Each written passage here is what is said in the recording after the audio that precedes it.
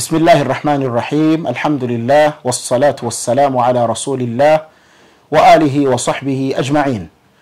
nkuko mubimenyereye twatangiye gahunda y'amasomo ya Ramadan, buri munsi tugenda tubazanira umushekhe abashekhe batandukanye batwungura ubumenyi ku idini y'Islam.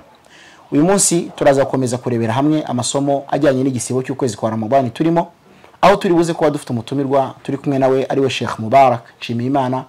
Twishimiye kubana nawe uyu munsi aho ari buze kutugezaho ibyo yaduteguriye, atangira atugezaho ibijyanye n'igihe umuntu yemere kuba atasiba cyangwa se ibihe byemerera umuntu kuba yasiburuka. Tumuhaye ikaze rero kandi twishimiye kuba turi kumwe nawe.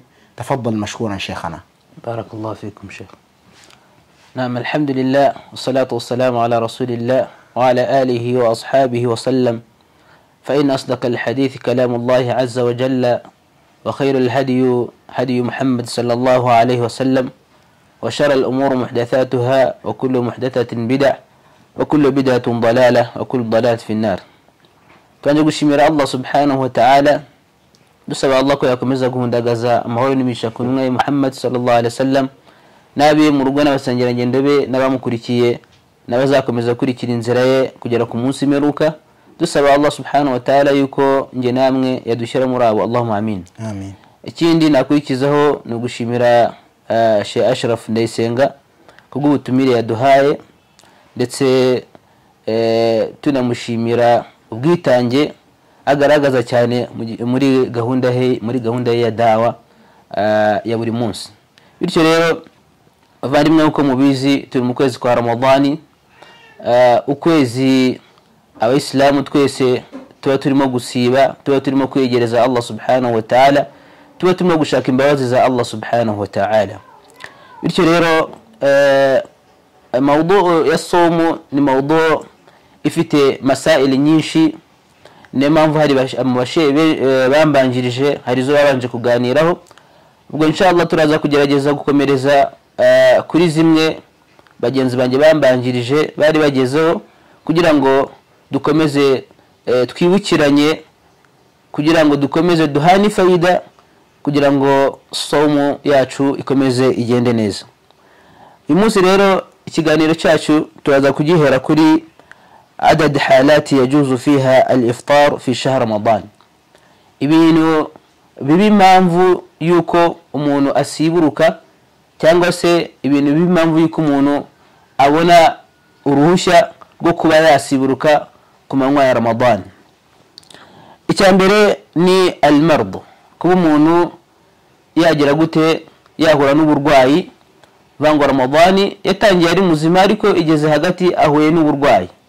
Uyu muntu rero afite rukhsa cyangwa se afite uruhushya rwo kuba we ku manywa ya Ramadani yarya bitewe n'uburwayi agize gute n'uburwayi ahuye nabwo. Icya kabiri ni as-safar, kumuntu yagira gute kumuntu yajya ku rugendo. Allah subhanahu wa ta'ala muri Qur'ani ba'da billahi minash shaitani rajati wa man kana maridan aw ala safarin fa'iddatu min ayamin ukhra. Ngo muri mwebwe uzagira gute uzahura n'uburwayi mu kwezi kwa Ramadani cyangwa se akagira urugendo, ngo fa'iddatu min ayamin ukhra, uwo ngo azarye maze azishyure igihe azaba yavuye muri izo halati, cyangwa se igihe ibyabaye impamvu yuko asiburuka byarangiye. Nuvango igihe uburwayi bwarangiye yakize yabaye muzima, cyangwa se n'igihe yari ku rugendo akaba yagize gute akaba yaruvuyeho. Tugarutse kuri iki ngiki wenda cy'urugendo, ari nacyo wenda ndi kumwe na Sheikh Ashraf kugira ngo wenda twunganirane. Kwanza nuruhe rugendo umuntu rumwemerera kuba yasiburuka? Ko umuntu ashobora kuvuga ati ngewe nuyihani Kigali ngiye kuri yenzi ndagera nyuma y'iminota 15 ubwo nanjye ntabwo nza gusiba. Reka dusabe Sheikh atwunganire kuri iyi topic inshallah. Sheikh fadhal. Naam. Ubundi busanzwe urugendo abamenyi ba fiqh bemeza bavuga ko rwemerera umuntu kuba atasiba ni cyangwa se akaburukana mwemerera gufatanya isala zino sala zitegeko guhera kuri al-fajr kugeza kuri al-isha, ariko twibutsa yuko al-fajr idafatanywa n'indi yari yo yose, ahubwo dufatanya dhuhri na asr, tugafatanya maghrib na isha. abamenyi ba fiqh bemeza yuko ari urugendo ruhera ku birometero hejuru ya 85 kuzamuka. Nuvanga abandi bakavuga ko ari birometero hejuru ya 80 kuzamuka, nkuko ariyo madhhabi ya Imam Shafi'i rahimahullah, ari nayo tugenderaho hano iwacu mu Rwanda. Imwe muri madhahibu dukurikira nayo ikabirimo bagaragaza yuko iyo ari urugendo ruri hejuru y'ibirometero 80 ko ntacyo bitwaye yuko umuntu ashobora kuba yagira gute yasiburuka ruri rugendo. Abandi bamenye ba fiqh bakabona ko ntabwo al-ibra ikigenderwaho ari ibirometero, ahubwo ikigenderwaho ni imvune umuntu yumva mu rugendo arimo. Bakabona yuko urugendo umuntu ashobora kuba yakora rugeze kuri ibyo birometero 80 rubaye kuri we ntacyo rugutwaye, ushobora kuba wasiba kandi ururimo. Bakabona yuko nabwo nta kosa wabukoze. Al-muhim wenda nyendeye ku kibazo Sheikh yarabaje nuko nuruhe rugendo abamenye bava ko urugendo ruri kuri hejuru y'ibyo birometero 80 kuzamuka nirwo ruhereza umuntu uburenganzira bwo kuba yasiburuka kuri uwo munsi akazishyura uwo munsi atasibye mu kwezi kwa Ramadan. Wallahu a'lam. Naam Sheikh, barakallahu fik. Naam, ndumva rero ibyo ni ibintu bibiri tumaze kureba bibe impamvu y'uko umuntu abona rukhsa yo kuba yemerewe kuba yarya ku manywa ya Ramadani mu kwezi kwa Ramadani. Ndumva ngo twavuze al-mard uburwayi, tuvugana as-safari n'urugendo, ari cyo Sheikh nawe yararimo atwunganira. Icya gatatu nacyo kiba impamvu y'uko umuntu kimwemera kuba yasibuka ku manywa ya Ramadani ni al-hamli war-rida'a. Nukuba umudamu yaba atwite, ku mudamu yagira gute yaba atwite cyangwa se akaba arimo konsa. Vango umudamu twite ufite ubwoba ko umwana atwite ashobora kuba byamugiraho ingaruka igihe yasiba, uyu mudamu yemerewe kuba yarya ku manywa ya Ramadani akazishyura nyuma. Cyangwa se umudamu wonsa umwana, mwabize umudamu iyo yonsa abakeneye kubona amashereka, kandi kugira ngo abone amashereka nuko abagomba kuba kunywa buri kanya, abagomba kuba yafata ibintu byo kunywa buri kanya kugira ngo wa mwana mutoya w'uruhinja yonsa abashe kuba yabona amashereka. Bityo rero iyi hali ya kabiri mvango iyi ni mvango ni impamvu ishobora gutuma umudamu nawe ashobora kuba ku manywa ya Ramadani yarya igihe yaba muri ino hali. Ariko nanone umudamu ushobora kuba atwite akaba nanone nabwo bafite ku mwana we ashobora kuba yagira ikibazo, uwo mudamu yasibye somu ye irakirwa. Ko hari umwe mu badamu baba batwite wenda inda zikiri ntoya akavuga ati ngewe gusikwa nasiba ntacyo bintwaye. Nvango rero yasibye nayo somu ye irakirwa nta kibazo. Ariko niyo yasiburuka akaba yarya ku manywa ya Ramadani nawe abigize gute nawe arabyemerewe. Ikindi anga dusobanura ab'Islam, ikindi anga dusobanura ni ikijyanye na bamwe mu Islamukazi bitwaza runo ruhushya Allah subhanahu wa ta'ala yabahaye, barangiza ugasanga bagezemo Ramadani nyinshi batarishyura. Umuntu mukaganira Umusilamukazi mukagana ko ati Sheikh ngende mu Ramadani ideni rya Ramadani 3 ubwo ni imisi 90, ndavuga ati Sheikh ndi mu Ramadani 5, subhanallah, ugasanga agezemo imisi nawe ubwe atazabasha kwishyura, kandi yarabonye amahirwe nyuma ya Ramadani. Nyuma ya Ramadani yararangiye, konsa birarangira, ndetse no gutwita arabyara birarangira, ariko agira ubunebwe bwo kuba yakishyura ya minsi kazagenda yiyongera. Ko hari Umusilamukazi iyi Ramadani musanga yonsa, indi Ramadani kazamusanga atwite, indi Ramadani kazamusanga muri ya minsi yabo y'ukwezi. Ugasanga noneho subhanallah hari bamwe mu Islamukazi iki kintu bakigiraho ubunebwe. Bavana Islamu rero Islamukazi iki kintu icyo twabishize n'umufasha w'intumwa y'Imana Aisha nawe atubwira yuko nawe yajyaga yishyura Ramadani, ntabwo yajyaga yinjiramo ari mideni ry'iminsi yishe umwaka washize, ku buryo byageraga mu kwezi kwa Shaban akaba ari yishyura. Ariko n'impamvu wenda yatindaga kuba yakishyura ino minsi nuko yabaga arimo kwita ku mufasha we intumwa y'Imana Muhammad sallallahu alaihi wasallam. Bityo rero iki ngiki ab'Islam nacyo twagira ngo tucyumvikaneho, bamwe muri bashiki bacu bajye bakigiraho ubunebwe. Ideni rya Allah subhanahu wa ta'ala ntabwo ryagibagirana, nupfa uri mideni ry'iminsi utafunze kandi wabigize murare, umenye ko Allah subhanahu wa ta'ala azabikubaza. Ikindi kiba impamvu y'uko umuntu ashobora kuba yagira gute, ashobora kuba yakemerwa kuba yasiburuka akabona uruhushya ash-shaykhuha wal haram. Nvango kuba umuntu agize muri ya myaka y'izabukuru. Hari igihe umuntu agera mu myaka y'izabukuru Islam akamera nk'umwana mutoya. Nvango umuntu ageze mu myaka y'izabukuru nta kibasha kumva, nta kibasha no kugenda. Nvango ni wa muntu dushobora kuba yamara n'iminota 10 atanywa amazi kubera imyaka agezemo.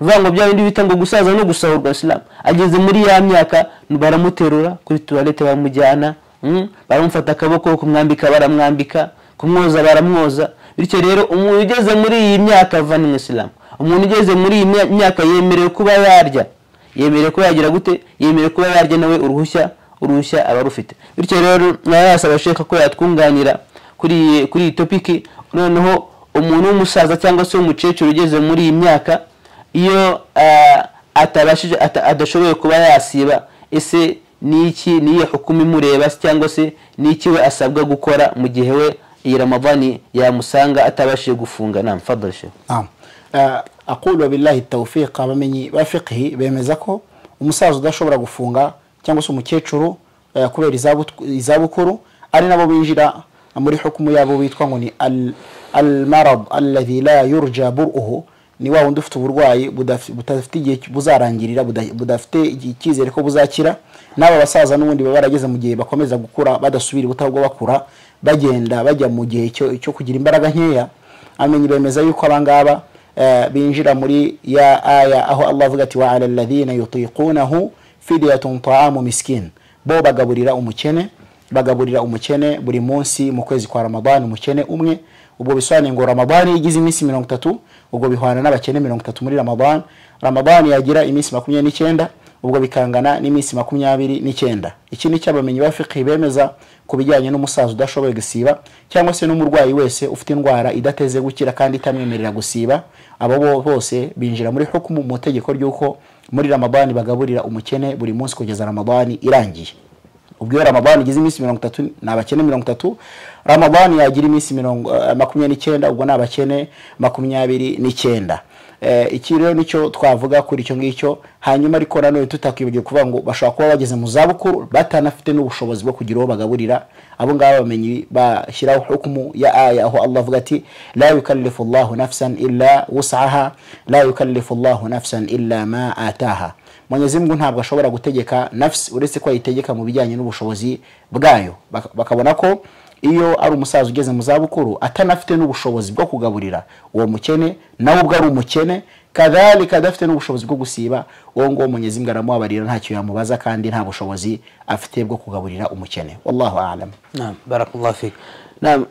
Ndumva rero icyo nuvuga ngo tumaze kurebera hamwe ibijyanye na halati yajuzu fiha al-iftar zimwe muri hali zemera umuntu kuba ahura nazo zikamwemerera kuba yasiburuka tubonye ko ari hali zigera muri enye ya mbere twabonye ko ari uburwayi ya kabiri tubona ko ari kuba yagira urugendo akagira safari ikindi ni alhaml wa ridaa no kuba umuntu umudamu yaba Ramadhani yamusanga atwite cyangwa se ari konsa cyangwa se icyanyuma ari nacyo twadusorejeho nikijyanye no kuba umuntu yabageze mu myaka y'izabukuru itamwemerera gusiba akaba ari umusaza cyangwa se umukecuru.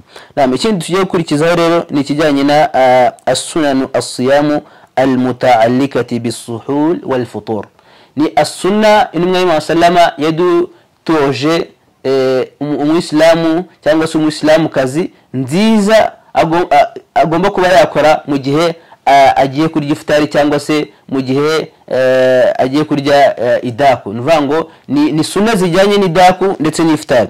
Sunna ya mbere intumwa y'Imana Muhammad sallama intumwa y'Imana agiye gukunda gushyira mu bikorwa iya mbere ni at-ta'khir as-suhul no gutinza idaku vango muri sunne z'intumwa y'Imana Muhammad sallama intumwa y'Imana yajyaga ikunda gukora cyane cyangwa se yagiye ikunda gushyira mu bikorwa mu kwezi kwa Ramadhan uko intumwa y'Imana yajyaga igira at-ta'khir as-suhul yatinzaga idaku wa ta'jil al-iftar ndetse intumwa y'Imana sallama ikihutisha n'iftari vango ni ibintu bibiri.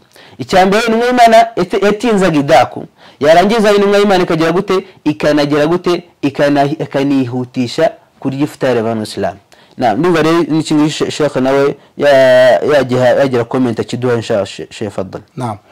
Kubijyanye no kwihutisha iftari byari mu mugenzo w'intumwa y'Imana sallallahu alayhi wasallam nkuko tubisanga muri hadith y'intumwa y'Imana sallallahu alayhi wasallam ivuga iti la yazalu an-nasu bi khair abantu bakomeza kubona ibyiza biturutse ku Mana ma ajjalu al-fitr igihe cyose bihutisha iftari ni cya kindi dushyira mu nda iyo izuba rimaze kurenga ku mugoroba. Iyo izuba rimaze kurenga salatul maghrib yinjiye, cya kindi duheraho dufata nicyo gisobanuro cy'iftari. Uwasibye ni byiza yuko igihe cyose abonye batoya adhana ku mugoroba cyangwa se izuba rimaze kurenga akamekinga ashobora ko izuba ryarenze abyizeye 100%, ni byiza ko yihutisha iftari. Biri no mu migenzo yaranze intumwa y'Imana Muhammad sallallahu alayhi wasallam. Ikindi mu kwihutisha iftari hagomba kubaho kwitonda, kuko hari igihe umuntu yumva kwihutisha iftari akaba yafata n'iftari mbere yuko izuba rirenga. Wadhalika bamenye batubwira yuko umuntu wese ukoze ikosa agafuturu mbere yuko izuba rirenga, uyu nguyu umunsi w'ubupfuye kandi ategetswe kuwishyura. Bitandukanye n'umuntu wibeshye mu masaha yo gutangiriraho gusiba mu gitondo akaba yakomeza kwiririda ku kandi subhi yinjiye azi yuko itarinjira, uyu wabamenyi bavuga yuko Uislamu buramwumva ntabwo yishyura uwo munsi. Wadhalika twitonde cyane mu bijyanye n'iftari ku mugoroba, ntitumve ngo kwihutisha iftari ngo birangire umuntu ayiriye na mbere wirye izuba ritararenga. Icyo ni ikibazo kigomba kwitonderwa cyane. Ugomba kumekinga sho ngo adhana yavuze cyangwa se izuba ryarenze urabyizeye. Kwihutisha iftari rero byari mu mugenzo w'intumwa y'Imana sallallahu alayhi wasallam, aho batubwira mu yindi hadithi ko iyo intumwa y'Imana sallallahu alayhi wasallam izuba ryarengaga yasibye yajyaga ahera ku tende za rutabu. Itende za rutabu ziba ari itende zitarera neza, nizo mtume yakundaga guheraho sallallahu alayhi wasallam. Iyo atazibonaga yaheraga kuri tamarat, nazo ubwo n'ubundi bwoko bw'itende. Kadhalika iyo ibyo byose atabibonaga yashoboraga no kuba yagira amazi anywa, ariko ngo akagira icyo yitashyira mu kanwa. Kugeza bamenye ba fiqh batubwira bati iyo ibi byose tuvuze nta na kimwe ufite kandi isaha zageze zo gufuturu, ushyiraho iniya yuko ufutuye birangiye. Kuko kadhalika twavuga ku kijyanye no kwihutisha iftari rero, iyo umuntu ntacyo afite, yaba ari itende, yaba ari umuneke, yaba ari amazi, nta na kimwe ufite, ushyiraho umugambi yuko usiburutse. Nabyo biremewe kugira ngo winjire muri bandi boni thawabu cyangwa se ibihembo byo kwihutisha ifunguro ry'iftari. Kadhalika no muri sunna Sheikh yaravuze harimo gukerereza idaku, nabyo biri mu migenzo yaranze intumwa y'Imana sallallahu alayhi wasallam, aho tubwirwa muri hadithi yuko hadithi ya Usama bin Zaid radiyallahu anhuma, tubwirwa yuko intumwa y'Imana sallallahu alayhi wasallam iyo yaryaga idaku hagati yo gusoza kiriya gikorwa no gusara salatul fajr, ngo habaga harimo umwanya umuntu yasomamo aya 50 zonyine.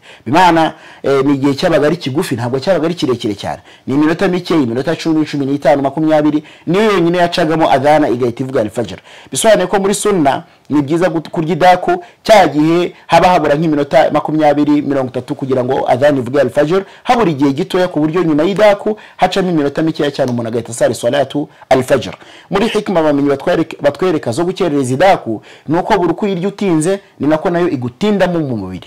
Bikwereka yuko Uislamu ntabwo bushaka kutugora, ahubwo budushakira ibyoroshye. Yuridu Allahu bikumul yusra wala yuridu bikumul usra. Allah abashakira ibyoroshye, ntabwo ashaka ibibagoye kuba ari byo muhura nabyo mu buzima bwanyu. Wadhalika Mwenyezi Mungu aratworohereza no muri sunna za Rasul sallallahu alayhi wasallam yakerezaga idaku, kubera yuko Uislamu ukeneye ko wa muntu wasibye aza kuza gufata rya funguro riza kumutindamo, bikamusaba yuko arifata al-fajr yegereje, nibyo byiza kugira ngo rize kuza kugira gute kumutindamo. Ikindi kubijyanye n'ifunguro ry'idaku, intumwa y'Imana sallallahu alayhi wasallam iratubwira iti tasahharu fa inna fi as-suhuri baraka, murye idaku kubera yuko muri icyo gikorwa cyo kurya idaku habamo imigisha.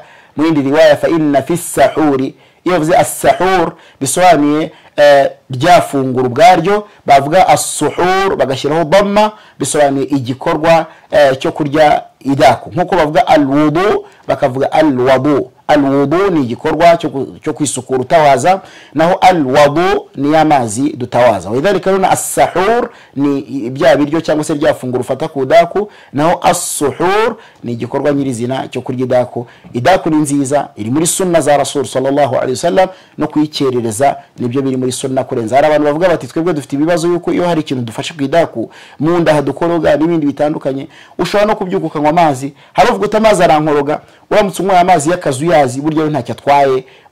Amazi ashobora gukoroga inda na amazi akonje cyangwa se atagize, ariko iyo ashyushyemo gato ari akazuyaze yo ntacyo atwaye. Ariko ukagira ikintu ufata byibura nawe kudaku kugira ngo ubone ziriya baraka, iriya migisha intumwa y'Imana sallallahu alayhi wasallam itubwira iri mu gikorwa cyo kurya idaku. Naam, barakallahu fi Sheikh, tumushimire. Mwunganiye Sheikh ku kintu yari twari twahereho kijyanye na ta'jil al-iftar, kwihutisha iftari. Hani wacu hari gihe ugira gutyo ukabona ikirere kirahindutse, nimugoroba imvura iraguye, bibaye nkaho bwije. Bityo rero niyo mpamvu mu kwihutisha ifutari abantu bagomba kwitonda, ugasiburuka cyangwa se ukarya ifutari wabanje guhakikisha neza yuko isaha zageze. Ukabanza ukabaza isaha, ukareba kuri telefone cyangwa ukareba ku isaha, cyangwa se ukabaza n'abantu yuko amasaha yageze. We nurebe kirere gusa ngo wibwire ngo bwije maze urya ifutari usange uriye ku manywa. Naam, iki ngiki rero ndumva gisobanutse. Ikindi kijyanye na sunani siyam ni ad-du'a inda al-iftar, gusaba ubusabe cyangwa se idua mu gihe ugiye kurya ifutari cyangwa se mbere y'ifutari cyangwa se no mu gihe urimo kurya ifutari. Twabonye ko muri hadithi n'imwe y'Imana Muhammad sallama yuko mu dua zitajya zisubizwa inyuma harimo ni dua y'umuntu wasibye. Bityo rero ni igihe cyiza iyo uri kurya ifutari cyangwa se ugiye gufata ifutari gusaba idua ushaka gusaba Allah subhanahu wa ta'ala, kuko n'imwe y'Imana atubwiye yuko idua yo muri kiriya gihe cyo muri iriya hali yuko Allah subhanahu wa ta'ala arayakira. من زين السنن الصيام النبي صلى الله عليه وسلم ajya gukora ni at-taftir as-saimin, no kugira gute no gufuturisha abantu basibye. Muri hadithi n'imwe y'Imana sallallahu alayhi tubwira yuko intumwa y'Imana yari umuntu ugira yari umunyabuntu, yari intumwa y'Imana sallallahu yari umuntu ugira umuntu, nuvango intumwa y'Imana yagiraga ihsan, yagiraga ineza mu yindi minsi, ariko byagera mu kwezi kwa Ramadhan ikarushaho. Niyo mpamvu rero abanyislam nimba usanzwe ugira neza, ukaba uri umuntu usanzwe ugira ubuntu mu minsi isanzwe, muri ukwezi kwa Ramadhan ugomba kurushaho bavanyislam. Ibyo watangaga bikikuba kabiri, ibyo watangaga nimwe y'Imana sallallahu alayhi tubwira ngo umuntu uzafutirisha umuntu wasibye, umuntu uzafutirisha umuntu wasibye, Allah subhanahu wa ta'ala azaguha ibyiza nk'ibya wundi wafuturishije kandi bitagabanyije kubyara wundi wafuturishije. Bityo abanyislam muri sunna y'intumwa y'Imana Muhammad sallama muri kwezi kwa Ramadhan nuko intumwa y'Imana yajyaga ifuturisha abantu basibye. Bityo rero abanyislam muri mubona ku misigiti hari abantu bajya gucukazanga umuntu yohereje seri ry'umuneke, undi yohereje utundazi, undi yohereje utuji, undi agatumira abantu mu rugo kugira ngo basangire ifutari. Izo zose ni sunna dukomora ku ntumwa y'Imana Muhammad sallallahu alaihi wasallam. Niyo mpamvu rero abanyislam nimba iyi Ramadhan shiraho umuhigo uvuga ati iyo Ramadhan insha Allah buri munsi nzamfuturisha niyo umuntu umwe, cyangwa se wenda nzafuturisha abantu iminsi 10 ya mbere ya Ramadhan, cyangwa se iminsi 10 hagati ya Ramadhan, cyangwa se iminsi 10 ya nyuma ya Ramadhan, ariko Ramadhan nizarangire utabonye ibyiza byo kwa wafuturisha umuntu wasibye. Ikindi muri sunani siyam tark al-akli idha shakka fi tulu' al-fajr, nuko kwirinda kuba igihe ufite shaka cyangwa se ufite ukemanga yuko al-fajr yinjiye cyangwa se batoye adhana, kwirinda kuba hari ikintu washyira mu kanwa. Hari igihe abantu baryamira Islam, umuntu akaryamira akabyuka nazi neza nimba al-fajr yinjiye, nimba batoye adhana yo guhagarika kurya idaku, umuntu akabyuka ugasanga yikubisemo ji, ugasanga akubisemo umuneke, ugasanga akubisemo yajya kubaza agasanga hashize n'iminota nka 30 adhana al-fajr bayitoye. Ayo ni amakosa y'Abanyislam. Nimwe y'Imana yatubwiye ngo nimba ubyutse ukaba udafite amakuru, banza ureke ibintu, ureke shaka, ureke gukekeranya, ubanza umenya amakuru neza nimba koko nimba al-fajr itarinjira Abanyislam, ubone kuba hari icyo washyira mu nda. Ibi ngibi rero turi hanangiriza abantu ndetse tunashishikariza yuko wajya ugerageza ko umuntu iyo yaryamye aba yapfuye ntago abazi igihe yaho kigeze, ugomba kubyuka ukabanza ukareba ku isaha maze ukabona kugira icyo washyira mu nda. Ikindi muri sunane as-siyam Sheikh yaragikomojeho ni kijyanye na futur ala rutab, faman lam yajid ala tamrati fa in lam yajid fa yaftur ala al-ma.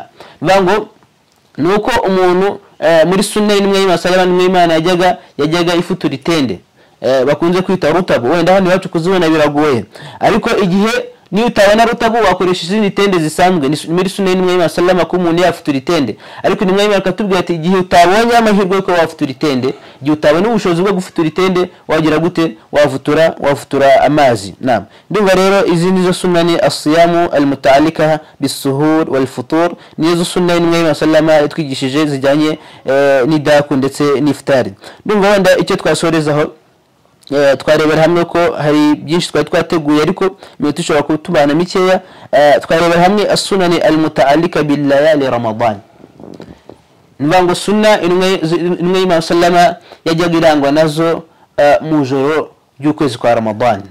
icyambere ni as-salatu at-tarawih nukugira gute nugusari salatu at-tarawih bivango intumwa y'Imana Muhammad sallallahu alaihi wasallam muri sunna zayiranze mu kwezi kwa Ramadan nuko intumwa y'Imana yasaraga at-tarawih mu joro rya Ramadan. ndumva Sheikh yagira icyo atubwira kuri iki kintu Sheikh fadlan. Naam, kubijyanye na salatu at-tarawih isala yiswe rino zina kubera ko intumwa y'Imana sallallahu alaihi wasallam abasahaba bamubonaga yisenga yajyaga asenga rakebyiri akatora salam agasenga izindi rakebyiri agatora salam izindi rakebyiri agatora salam acisha makanje kugenda ruhuka gato gato. Niyo mpamvu babyise tarawih kubera yuko harimo raha, harimo ikiruhuko gitoya kigenda gitambuka hagati ya rakebyiri n'izindi amasegonda 3-4 akaruhuko gato gato kugeza isala irangiye. Salatu tarawih ni sunna ku muislamu wese yaba ari umugabo yaba ari umugore kuba yayikora, ndetse n'intumwa y'Imana sallallahu alaihi wasallam yayisengesheje abayisilamu mu musigiti nkuko bigaragara muri hadith. Yabasengesheje umunsi wa mbere, abasengesha umunsi wa kabiri, izindi riwaya zikavuga ko yabasengesheje umunsi wa gatatu. Riwaya zimwe zivuga ko ari iminsi ibiri yabasengesheje akomeza gusengera iwe mu rugo, izindi riwaya zivuga ko yabasengesheje iminsi 3 arangije ntibakongera kumubona. N'icyamuje gukomeza kuza mu musigiti gusengesha abayisilamu nuko avuga ati khashitu an tufrada alaykum, natinye yuko iyi sala ishobora kuba yagirwa itegeko kuri mwe kandi ntabwo mwabibasha kuyikora imyaka ubuzima bwanyu bwose. Ndagarika kubera urukundo abayisilamu bayikunze, umunsi wa mbere baza gusari baruzuye, umunsi wa kabiri baruzura birenze, umunsi wa gatatu no bagera no haze. Intumwa y'Imana sallallahu alaihi wasallam bamutegereje ku wundi munsi ntiyaza, yanze kuza kubera iki? Kubera uko yabonaga urukundo rw'abantu kuri iyi sala rugenda ruba rwinshi, atinya ko Mwenyezi Mungu ashobora kuyigira itegeko kandi abantu batagira gute batayibasha. Ayisiga ari sunna kuri wese kuba yayisari ku giti cyewe n'umuryango we. Nyuma yaho hali komeza gutyo kugeza Rasul sallallahu alaihi wasallam yitabye Imana na Abu Bakar araza bimeze gutyo, buri wese asengana n'umuryango we mu musigiti. Umuntu akaza agasengesha umuryango we jamaa na hariya jamaa ari groupe zigiye zitandukanye kugeza kugihe cya Amirul Mu'minin Umar radiyallahu anhu yaje kubona yuko jamaa zimaze kuba nyinshi mu musigiti za tarawih, abona bimeze nk'aho ari akavuyo, arangije agarura abayisilamu bose muri jamaa imwe basengera mu mbaga imwe, arashyiraho na imamu ubasengesha umwe. Iyo rero ikaba ari zimwe muri hadi mu byakozwe na Umar ibn al-Khattab radiyallahu anhu. Kandi intumwa y'Imana sallallahu alaihi wasallam iravuga iti alaykum bi sunnati wa sunnati al-khulafa'i ar-rashidin al-mahdiyyin min ba'di abdu alayha bin nawajidhi, ati musigare kuri sunna zanjye, musigare mugendera ku migenzo nabasigiye, mugendera no ku migenzo abangaba bagiye kuzayobora nyuma yanjye bane, aribo Abu Bakar, Umar, Uthman, Ali radiyallahu anhum. Abo bane ibyo bazabazanira nabyo muzabigendereho, muzabifatisha amenyo yanyu y'ibijigo. Abimenye bakavuga ko aba bayobozi bayoboye uwisilamu bane nyuma y'intumwa y'Imana sallallahu alaihi wasallam ibyo bagiye bereka umma nkaho ari byiza nabyo ni sunna. Muri sunna dutegetswe kuba twakurikira, no muri byo harimo salatu tarawih, kugaruka muri jamaa tukayisari nk'imbaga. Hanyuma nk'ijambo Umar radiyallahu anhu yavuze ngo ni'matul bid'ati hadhi, ati mbega bid'a nziza. Hari ababyitwaza bavuga batese ntimubona ko Umar nawe ubwe yabyise ko ari igihimbano. Abamenye basubiza iki ngiki bavuga bati kuvuga ngo ni'matul bid'ati hadhi, icyo Umar yaragamije radiyallahu anhu nuko mu rurimi rw'icyarabu utangije ikintu kitari gihaye cyitwa yuko ari bid'a mu rurimi rw'icyarabu. Wadhalika Umar kugiye cye niwe wabitangije, kwa Abubakar ntabyo yigize akora, ariko nubundi Umar ibingibi yatangije jamaa byigize gukorwa n'ubundi n'intumwa y'Imana Muhammad sallallahu alaihi wasallam. Bisobanuye ngo Umar ntabwo yarazanye ikintu gishyashya mu idini, ahubwo n'ubundi cyo yeretse abantu hari uwagize kugikoraho ari intumwa y'Imana Muhammad sallallahu alaihi wasallam. Abamenye rero bakabona yuko salatu tarawih nta kibazo abantu baramutse bayisariye mu musigiti nka jamaa bakayikora, n'abadamu kuba bajya mu musigiti bakajya gusarira tarawih igihe idha aminatil fitna, igihe nta fitna dutinya ko zaba, nabyo ntacyo bitwaye. Tubisanga muri hadith aho intumwa y'Imana sallallahu alaihi wasallam ivuga iti la tamna'u ima Allah masajid Allah, muramenye ntimukabuza abagaragu ba Allah, abavugwa abajara Allah bavugwa n'abagore, ntimukabuza abagore gusengera mu musigiti igihe nabo bashaka kujyayo bitewe ni fadila ziriyo. Icyangombwa nuko zira kondisiyo ziba zihari, kwambara neza bakikwiza no kuba nta fitna iyo ari yose ishobora kugaragara igihe bagiyeyo. Wadhalika salatu tarawih ni sala ifite umwanya ukomeye, no byagera muri Ramadan nayo mpamvu yitwa tarawih. Iri zina ryitwa gutya ariko ibaye muri Ramadan. Intumwa y'Imana muri hadith yavuga iti man qama ramadana إيمانا واحتسابا غفر له ما تقدم من ذنبه. uzakora ibihagararo mu kwezi kwa Ramadan, izo swala za nijoro, tarawih, witr, tahajjud, imanan, akabikora byose afite kwemera yemera Allah subhanahu wa ta'ala, wahtisaban, akanabikora agamije ibihembo ku Mana, nta wundi akeneye ko amubona cyangwa mushima, ghufira lahu ma taqaddama min dhanbi. Mwenyezi Mungu ati mu byukuri Allah subhanahu wa ta'ala amuhanaguraho ibyaha byose uyu nguyu yakoze mbere ya Ramadan. Ibyo rero byose ni byiza birimo gukora isala ya tarawih. Wallahu a'lam. Naam, icya kabiri kijyanye na sunan al-muta'allika billahi Ramadan, harimo tilawati al-Qur'an al-Karim wa qiyamatu Ramadan. Harimo gusoma Qur'ani mu kwezi kwa Ramadani, haba mu joro rya Ramadani cyangwa se no kumanywa, kuko intumwa y'Imana sallama niyo yatubwiye ko hadha shahrul Qur'an, Ramadani ni ukwezi kwa Qur'an, nkuko Allah subhanahu wa ta'ala yavuga ati shahru Ramadan alladhi unzila fihi al-Qur'an. Ukwezi kwa Ramadani niko kwezi kwamanutse mu Qur'an, kandi nabamenye bakatugaragaza yuko umuntu usomye Qur'ani mu kwezi kwa Ramadani abona ibyiza bikubye ibyo umuntu usoma Qur'ani mu yandi mezi. Sunan al-muta'allika billahi Ramadani ni al-ijtihad fi al-ashr al-awakhir min shahr Ramadan wal-i'tikaf. Ni indi sunna intumwa sallama yadukanguriye kandi nawe yakoze nijyanye no kugira juhudi, kugira umurava mu minsi 10 ya nyuma y'ukwezi kwa Ramadani, harimo no gukora itikafu, ndumva wenda al-itikafu ko gifite iminsi yo kugira ngo tuyinjiremo. Wenda inshallah Sheikh ashobora kuzategura ikiganiro inshallah tukazayiganiraho byihariye, kuko itikafu ni umwiherero ukorwa mu minsi 10 ya nyuma y'ukwezi kwa Ramadani. Twazawuganiraho tukareba amwe mu mategeko ya itikafu, umuntu ushaka gukora itikafu sagomba kuba yujuje ibiki, sagomba kwitwara gute, inshallah ndumva nabyo tuzabiganira inshallah. Ikindi ni at-taharra laylatul qadri في الوتر من العشر الأواخر من شهر رمضان. نوغشاتيشا ijoro ry'ubugabe mu minsi 10 ya nyuma Ramadan, tukayishakisha intumwa y'Imana tabaye tubweti iminsi myiza yo kwishakisha ni iminsi y'igiharwe. Numva iki ngiki nacyo tuzakiganiraho inshallah ubwo tuzaganira kuri itikafu n'iki ngiki cyo gushakisha Lailatul Qadr, kuko nabyo biba mu minsi 10 ya nyuma Ramadani. Numva nabyo inshallah Sheikh wenda nituganira kuri itikafu wenda n'icyo ngicyo twazacyongeraho inshallah kugira ngo tugisobanura abantu mbere y'uko iminsi 10 ya nyuma ya Ramadani yinjira inshallah. Ikindi ni al-iqtisaru min al-janaba والحيض والنفاس قبل الفجر ليكون على الطهر من أول الصوم. Ikindi n'umwe y'Imana yayishishikarije abasilamukazi nukugira gute, nuko umudamu cyangwa se umukobwa wenda ashobora kuba wenda yarari muri ya minsi yabo y'ukwezi yarangiza igakama, agize amahirwe ikaba yakama kabla tulu al-fajr, mbere yuko al-fajr yinjira, ni byiza yuko yakitaharisha, yafata isuku mbere yuko al-fajr yinjira, cyangwa mbere yuko umuseke utambika. Iyo biramutse bihagaze mbere, nimwe Imana yavuze yuko ibyiza nuko yagira gute, yafata isuku igihe byahagaze, yafata isuku mbere yuko al-fajr yinjira, cyangwa se mbere yuko igisibo cyinjiramo, kugira ngo somu ayitangire afite isuku, ari tahir, ari umunyesuku. Numva rero iki ngiki nacyo twagikangura abashiki bacu ko hari bamwe bagira ubunebwe, akavuga akiryamira akavuga ati ndaza gufata isuku saa 4 za mu gitondo, undi ngo ndaza gufata isuku mbyutse saa 6. Ibyiza rero nimwe Imana yatubwiye birusha ibindi nuko yafata isuku mbere yuko al-fajr yinjira. Numva rero ibingibi wenda twahagarikira hangaho, wenda isomo ryacu tukazarikomereza wenda ku bindi bisigaye. Harimo sunan siyam ba'da Ramadan, hakabamo na makruhati siyam. Ibyose ndumva wenda ashobora kuba twazabiganiraho inshallah mu kiganiro cyacu gitaha inshallah. Numva rero nashimira Sheikh kuri uyu mwanya yari yaduhaye. Ndumva ari umwanya mwiza kandi ari umwanya utuma abantu babona faida kugira ngo nasomo zabo zikomeze kugenda neza.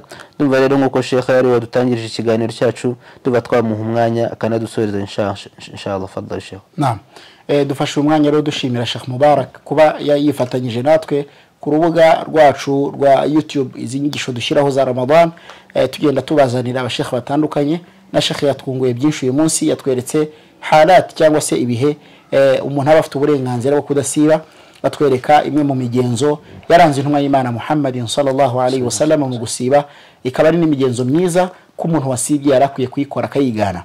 kadhalika tubwiye kubijyanye n'ibihagararo bya nijoro. Muri make cyari ikiganiro ryari isomo rikubiyemo inyungu nyinshi, dusaba Allah subhanahu wa ta'ala yuko yatwakirira igisibo cyacu, akatwakira n'ibihagararo dukora no kwigomwa kuturanga kwa buri munsi. Dusaba Allah subhanahu wa ta'ala yuko yadushoboza kuzasoza neza igisibo, ndetse n'ibihembo byacyo tukazabisanga ku minzani yacu y'ibikorwa byiza. Sheikh turamushimira, tunamusabira kwa Allah subhanahu wa ta'ala yuko Mwenyezi Mungu yamutera inkunga muri gahunda ze za buri munsi, kandi Allah shire baraka mu byo ategura n'ibyo ateganya, ndetse n'igihe tuzasaba yuko yakongera kuza kudusangiza ubumenyi ni faida n'ibitungura iman, bikatwongerera iman ukwemera kwacu.